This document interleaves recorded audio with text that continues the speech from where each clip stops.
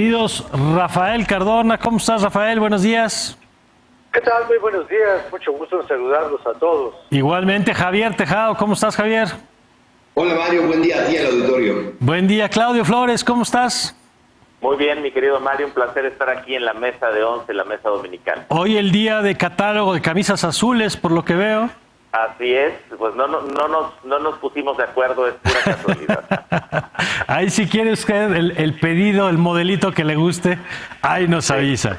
Bueno, a ver, Javier, arrancamos contigo porque ya te extrañábamos y queremos empezar con el tema Lozoya. ¿Cómo está viendo el manejo, el tratamiento que se le ha dado, tanto jurídico como político y mediático?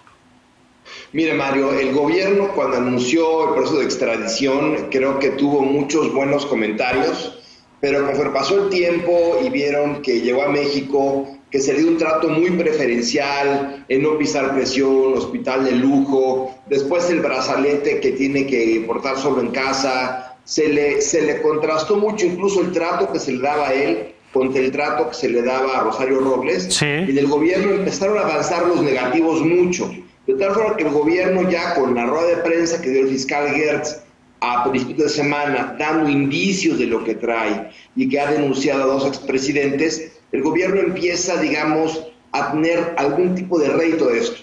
También esto sale el día que en una columna señala que Lozoya había hecho una fiesta con sus allegados, con botellas de vino carísimos, y tal parece que la narrativa, primero de la fiscalía y luego del gobierno, es no nos vayamos por la forma, qué está pasando, si dónde está detenido, si la fiesta, vayamos por el fondo. Y por eso creo que son obligados a soltar algo de información, que sí es muy importante, digamos, la información que han soltado en términos de que van por dos expresidentes. Lo que luego reitera el presidente López Obrador al decir que van a citar a dos expresidentes. Esto nunca había pasado. Solo pasó con Echeverría y muchos años después por el 68. Ahora, el tratamiento jurídico, pues habrá que ver cuando vengan con los jueces. Será hasta diciembre, enero, por el periodo que pidió la Fiscalía presentar a los jueces, pero todas luces me parece que será un tema más mediático que jurídico, el de Miguel Lozoya y las declaraciones que va a vertir. De acuerdo, Javier, y además para que eso funcione, como bien apuntas, pues tienen que ir alimentando a los propios medios, filtrando detalles de las fiestas, de los excesos, y convertir esto en lo que el presidente ya ha planteado abiertamente, un juicio sobre el pasado, no necesariamente un juicio legal, que sí vamos a ver a dónde llega, sino un juicio político, mediático, con historias de escándalo, como para recordarle a la gente pues qué pasaba en gobiernos anteriores y jugar con eso. Claudio, a ver, cuéntanos tú cómo lo estás viendo. Coincido con la narrativa el análisis de las narrativas que hace mi querido Javier.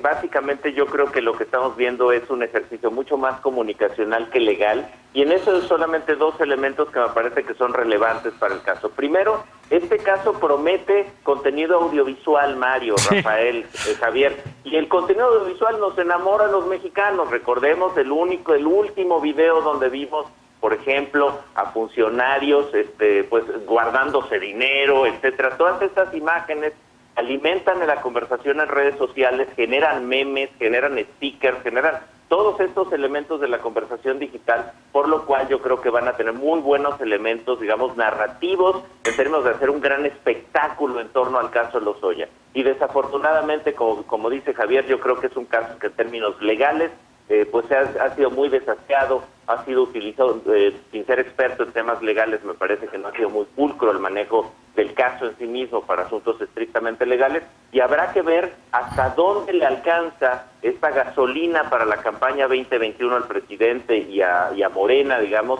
alimentando estas historias, alimentando estas conversaciones que nos generan mucho morbo a los mexicanos y a las mexicanas, estimados. Claro, porque además te cuentan que eran fiestas que les pedían $1 millón como para entrar y luego un porcentaje de los contratos. Claro que alimentan. Había cover, ¿no? Había cover de $1 millón. A ver, Rafael. Pues mira, yo coincido en términos generales con todo lo que se está diciendo, pero a mí me parece que aquí el gobierno está confundiendo la justicia con la propaganda y el criterio de oportunidad con el privilegio. Yo no entiendo cómo es posible que a una persona se le pongan las medidas cautelares que lo obligan a firmar en un juzgado para que vaya al juzgado y demuestre que está en el lugar geográfico del arraigo, y se le permite por otra parte hacerlo por internet, que es esa zona de la cuarta dimensión que no tiene geografía. El internet está en todas partes y en ninguna. Entonces el señor puede firmar desde donde quiera. Entonces, ¿para qué le ponen el brazalete? Esa es una más de las muchas contradicciones de un gobierno que se dice respetuoso de la Constitución y que dice que hay que estigmatizar a los culpables. Estigmatizar quiere decir marcar, señalar, y las marcas y las infamias están prohibidas por la Constitución, como bien sabe cualquiera que haya leído por lo menos una vez la Carta Magna. Entonces, la propaganda no sirve para hacer justicia, sirve para otras cosas, pero en las condiciones en las que estamos hoy, cuando no hay una decisión abierta de enjuiciar a los autores intelectuales de los delitos que cometió el señor Lozoya, como si no tuviera voluntad alguna ni responsabilidad propia, me parece no solo un desaseo, me parece algo sucio. Pues sí, y vamos a ver cómo se desarrolla. Ahora, Javier, la otra noticia de la semana, pues el tratamiento de la pandemia con las tensiones políticas, pero también con el tema de la vacuna, que lo platicábamos, Rafael, antes de entrar al aire, es un poco el juego de la esperanza, de que ahí viene, aunque todavía no tenemos certezas. ¿Tú cómo has visto, Javier, ese tema? Mira, creo que hay varios pedados importantes. Primero, que Campeche es el primer estado que pasa a zona amarilla. Yo tuve la oportunidad de estar en Campeche el fin de semana pasado y las medidas que impuso el gobernador Aiza en Campeche fueron draconianas. No podías pasar por el malecón, no había parques, a tu perro solo podías pasar en la puerta de la esquina, no podías ir en lanchas a ningún lugar. El estado lo tuvo verdaderamente cerrado, muy parecido a la cuarentena que ha sido en varios países europeos. El resultado está a la vuelta de la esquina, es el primer entidad que logra el amarillo. ¿Por qué? Pues por lo rígido que fueron las medidas de salubridad. El resto del país, pues es un tema donde ni siquiera nosotros de acuerdo en tapabocas, ya vamos en más de 56,000 muertos.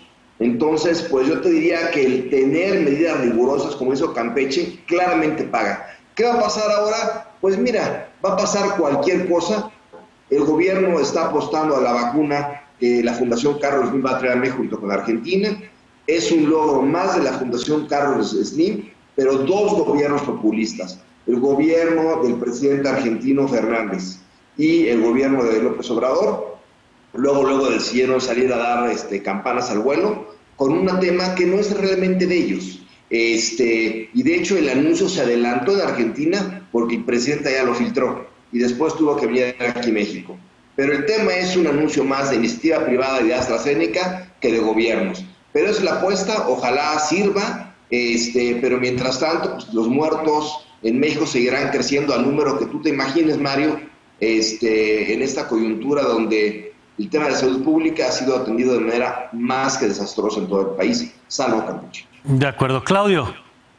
Un análisis muy rápido, cada vez son las narrativas de la esperanza, Mario, Javier, Rafael, cada vez que un país, que un laboratorio, cada vez que una universidad habla de vacunas, pues regresamos a pensar en esa especie de regreso a una normalidad, a volver a tener contacto, a tener libertad de movimiento, y me parece que ilustra muy bien estas narrativas de la esperanza que hoy una vacuna significa dos cosas, significa libertad y significa normalidad, Mario, Rafael, Javier, y es una paradoja que el gobierno que ha despreciado de alguna manera a los científicos y la ciencia, hablando de nanogotas, de las estampitas, resistiéndose al cubrebocas, hoy vea y aplauda y haga caravana con sombrero ajeno con este acuerdo que acaba de mencionar Javier, montándose, digamos, en el caballo del otro, prestando, ¿no? El caballo prestado, digamos, para hablar de vacunas.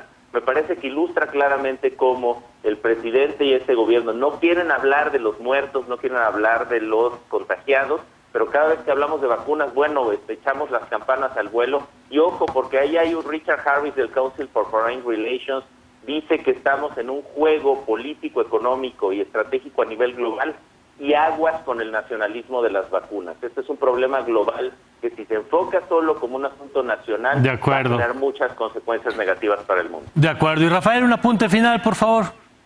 Pues mira, ya que estamos hablando de fabricantes argentinos, pues a mí me recuerda un tango maravilloso que dice: la esperanza fue mi amante, el desencanto mi amigo. Entonces, darle esta certeza de decir, ya tenemos, ya pronto está aquí la vacuna, ya salimos de aquí, nos lleva a otra de las contradicciones. Festejamos que tenemos hospitales con disponibilidad de cama, pero también tenemos cementerios sin disponibilidad de fosas. Estamos haciendo honores a la muerte todos los días. Ya se pone la bandera media asta durante un duelo nacional de 30 días. Nunca se había visto semejante expresión de condolencia mortuoria, pero cada semana decimos que hemos domado la pandemia. Ok, ya domamos la pandemia, pero no hemos domado a la muerte. Pues sí, eso es lo duro y la tragedia que estamos viviendo. Rafael, gracias. Gracias a ustedes. Claudio, muchas gracias. Gracias, un placer estar con ustedes. Javier. Mario, buen día, gracias. Gracias a ti, muy buen día, y nosotros vamos a una pausa para regresar con más de la agenda pública.